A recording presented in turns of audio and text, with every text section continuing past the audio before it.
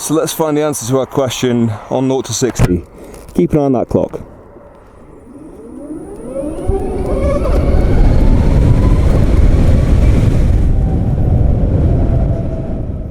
Curiosity. Curiosity is what drives me to test different bikes. And I don't get much more curious a breed than the Harley Livewire. First of all, it marks a shift for Harley Davidson. A big one. Secondly, it marks a shift for electric bikes, since they are the first mainstream, long-established manufacturer to legitimately reveal their hand. And wherever you stand on this surge of electric vehicles we're experiencing at the moment, you have to admit, you are curious. You must be, or you wouldn't have clicked on that thumbnail. As it stands at the moment, I actually have ridden quite a few electric bikes. Most recently, I visited the guys from the English Electric Motorcycle Company to ride their fleet, including the Energika Eva and Zero SRF. Really useful as a resource, and if you live in the UK, these are the guys to contact. Now, from that day of testing and balancing all of the electric bikes that I had ridden up until that point, the Zero SRF was hands down my favourite bike. Was.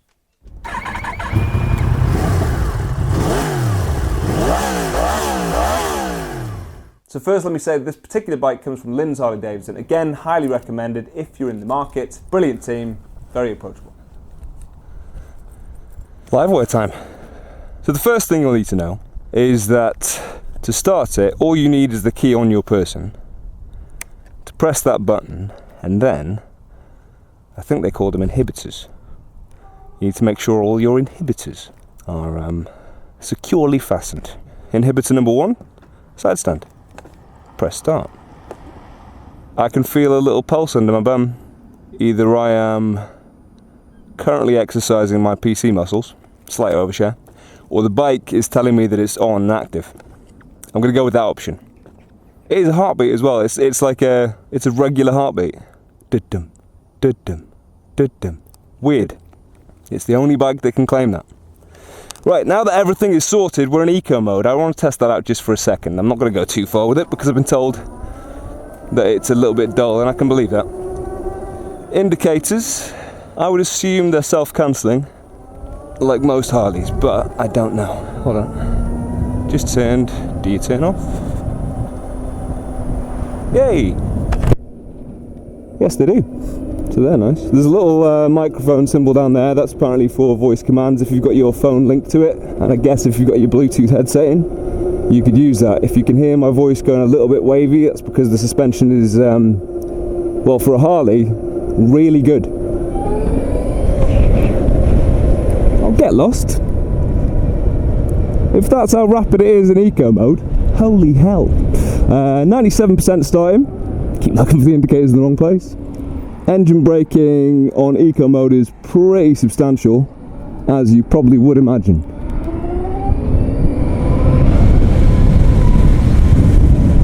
Yeah, I like eco mode, that's not bad. Let's have a look. Can you switch it on the fly? Oh, you can, but unless you've got really long thumbs, you need to take your hand off the throttle, which is inconvenient because you can't clutch and coast. You're going to get a face load of braking. Right, road mode.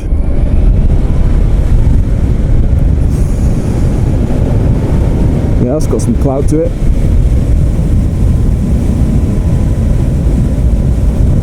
Breezy. Well, it's literally breezy, but it's also swift. This is as close to flying as you will get while still being connected to the floor. Feels nice and planted, feels firm. Again, an oddity for a Harley. Engine braking significantly less in road mode. Acceleration heightened, just a little bit tweaked, so you can switch it. Which will do to sport mode.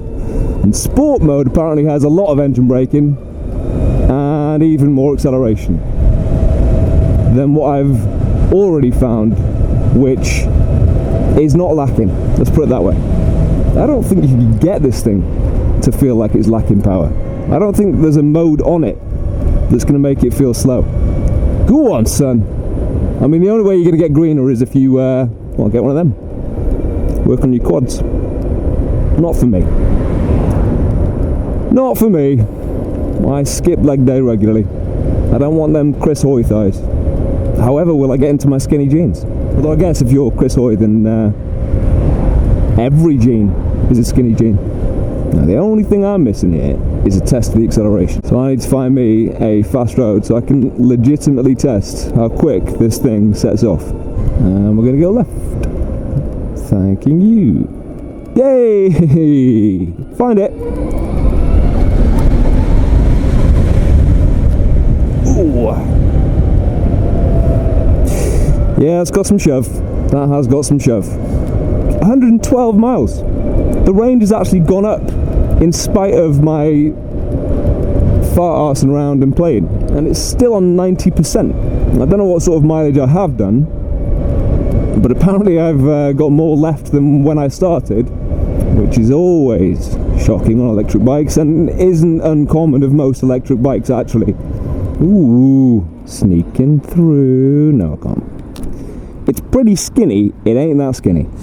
Belt drive, as you will know, because it is a Harley and it is electric, and both of those typically go for a belt drive system, which in these circumstances is good because there's a lot less noise than a chain, and chains are quite noisy. When you strip away the sound of an engine, all you can hear are things like chains and brakes and plastic rattling around, knocking. Everything on this thing's bolted down well. Fit and finish, pretty good. Pretty good. I'm going to change it again because I preferred Eco. Eco. You can't rev it at the lights either, that's a bit of a shame. Or if you do rev it, you will end up in the back of a Fiat 500. Or insert car here. I do love the fact that you don't have to put your feet down at any stage. Yeah, that's quite a nice turn circle. Quite nice. You don't really have to touch the brakes. This really is properly hassle-free riding. Properly hassle-free. Right, let's list some tech specs just to give you some kind of context. First, the engine, or lack thereof. 15.5 kilowatt hour battery with a 5-year unlimited warranty. That's linked to their Revelation electric motor and gives 105 PS and 116 Newton meters of torque. All from the moment you twist the throttle, which will deliver you to 60 miles per hour in an alleged 3 seconds and continue all the way up to around 110, 120 miles per hour. I think previously I'd seen that it was electronically limited to 110. Either way, it's irrelevant because you're not going to do 110 legally. Also, it will drain your battery faster than you can blink. Oh, it's empty. I like eco mode because I know it's conserving power. You can actually set different rider modes as well. I believe I'm going left here. You can set different rider modes as well. Your own choice. I think I read that it's got 7 different rider modes, and you can tweak whatever parameters you want to tweak, whatever interference you want or don't want, and however much of the 105 PS or horsepower you want available to you, and how much engine braking. I would probably curb that off a little bit. It's good, it just means that you can't relax and take your hand off the throttle at any point, otherwise you get a load of braking. And I'm sure, like a lot of electric bikes, it probably does put the tail light on the rear. I can't tell you that because I can't hop off it and check, but some of them do that, which is very sensible, because if you start just relying on engine braking, then you might get rear-ended. And I might upgrade that to definitely get rear-ended. If you start braking loads and people aren't paying attention. You can stand up on it if you want and go over things or around them. That's completely your choice. And show people your bum from the rear. Peacock. You can peacock for people. Look at my peach. It's not impressive because, as we've already ascertained, I skipped leg day. Now then, a few things. It's an electric motor. It uses magnets. In theory, all of that power could be available from the moment it spins up. It's obviously more nuanced than that, but that's essentially the power of an electric motor over a conventional combustion engine. Motors are much more precise and much stronger from the initial surge. The power curbs off a little the faster and the longer they spin. So the question is, if I pin it, is it going to put down all of its power straight away? No. Definitely no. I dread to think what would happen if it did, but there are a lot of limiting factors like the belt drive, the tyres, the road conditions, and the poor decision-making bag of flesh that sits on top of the thing. All of those need to be accounted for. Because of that, the bike itself needs a very clever brain. So, the Livewire has 7 rider modes. Those are Road, Rain, Eco, and Sport if you're feeling brave, as well as 3 that you can set yourself. It has lots of other additions like cornering ABS, traction control, rear wheel slip control, I believe, all in a package that they call Reflex. It's quite a cool name, actually. The bike has its own reflexes that are way faster than yours. All you need to know is that it works really well. And if you want to see a real-world 0 to 60 test, then here you go. So let's find the answer to our question on 0 to 60. Keep an eye on that clock.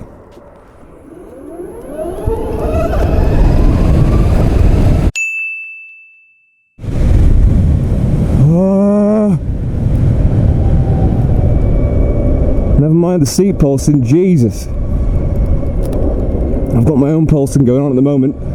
There's no other noise. All you can hear are tyres on slightly loose tarmac, and whether it's just my perception or it really is tweaking traction as you go, it felt like it was staying in charge of that, which, trust me, is a good thing, because the temptation is to just roll that throttle on and you can practically, I think I probably was all the way to the stopper on that one, and I think I probably eased off a little bit when I started to get up towards 60. If I was out for myself, I probably wouldn't do that, but for the purposes of testing, it's useful. It's useful to know.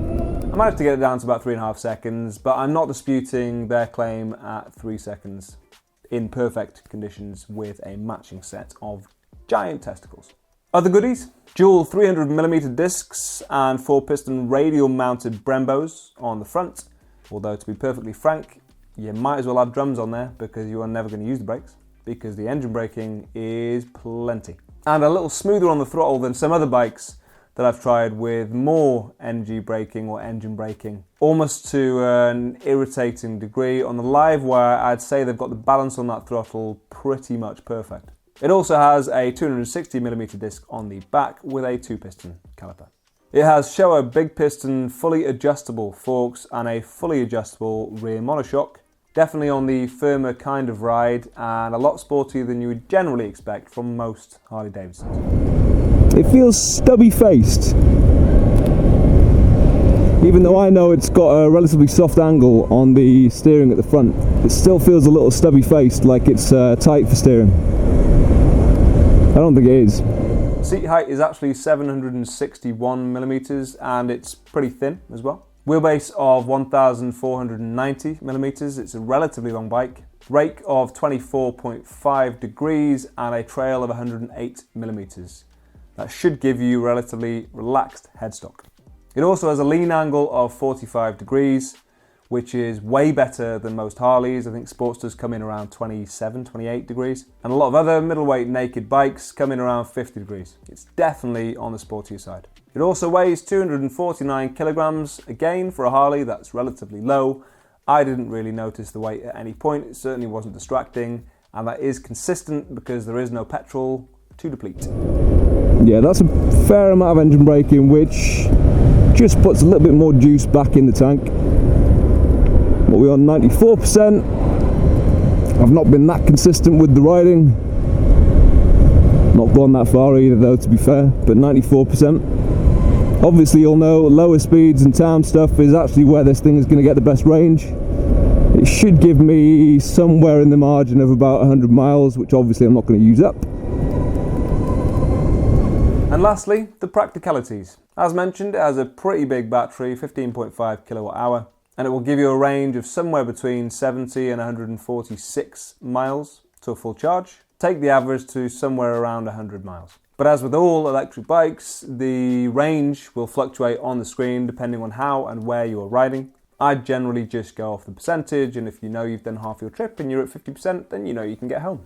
If you are going to charge it, which you're going to have to do occasionally, it takes 12.5 hours to charge it on a regular mains unit, and it takes 60 minutes apparently on a fast charge. Those are much fewer and farther between, but the network is spreading, so keep an eye on it. ZapMap is currently the best UK resource. And the UK price starts from £28,995. depending on which colour you go for. Yes, that is expensive. Obviously this is relatively new technology, so it's still going to come at a price. This bike also has very high-end components on it, so they again are going to boost the price a little bit. Against the rest of the market, you can get the other high-end electric bikes out there for somewhere between 19,000, 21, 22,000, depending on which variants you go for. Evidently, this is one of the most, if not the most expensive electric bikes you can get.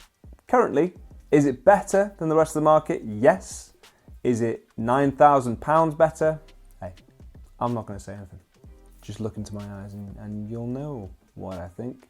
Hello, darkness, my old friend. Really? Really? Are you raining? That's annoying. Oh, you also have to press start whenever you get back on it, which makes sense. Would I say it's the best one? It is at least equal, possibly better, although I'm not sure, with the Zero SRF, which before this was my personal favourite and my pick for an electric bike. There are certain things that I think this does do better. I think it handles slightly better. It's hard to tell without trying them back to back. It might feel a little quicker, I'm not sure really. Both of them list themselves at about 3 seconds for a 0 to 60. I'll tell you what is nice though as well is that Harley, I mean correct me if I'm wrong, although it is at a steep price point whilst the technology is still new, are I think the first mainstream old school manufacturer to embrace EVs with their motorcycles. BMW, they've got a scooter but they haven't officially got a bike out. None of the Japs have anything out at the moment currently. Triumph, Ducati, none of the well-established motorcycle manufacturers yet have their own version of an electric bike out apart from Harley Davidson. So props to them for being the first ones out of the gate and showing their hand early. And it's a bloody good machine. I will leave it at that. Test one if you can find it. Highly recommended because it's an experience like no other. And I don't think it's one you'll regret. You might not sign your money over straight away, but I think you'll have fun. Any chance I get to ride a new bike, I take it with both hands. Especially when it's an electric bike, maybe not so much the little 125 comparisons and stuff, but high-end electric bikes, I'll go there willingly. Because it's something I can't get with my bikes or any of the other bikes that I ride. It's unique. And I'm glad to say that having ridden a few now, that each one of those has their individual character. It's a little more subtle than it would be with a petrol bike, where you've got a lot more things going on, but there is something really nice and tight feeling, and new and fresh and lively about getting on an electric bike. Love or hate it, and whether or not you'd own one is a different argument. If you get the chance to sit in one and try it, then take it. Speak to the guys from Lind if you're considering a change of pace, and by pace, I mean going from kind of fast to holy shit, someone just fired me out of a railgun fast. For any previous videos on things like the Zero SRF, the Energika Eva, or BMW C Evolution, yes, I ride a scooter, don't shoot me, check the links in the description. And for more videos like this, then don't forget to hit subscribe and the notifications bell as well. See you soon. Ta-ra.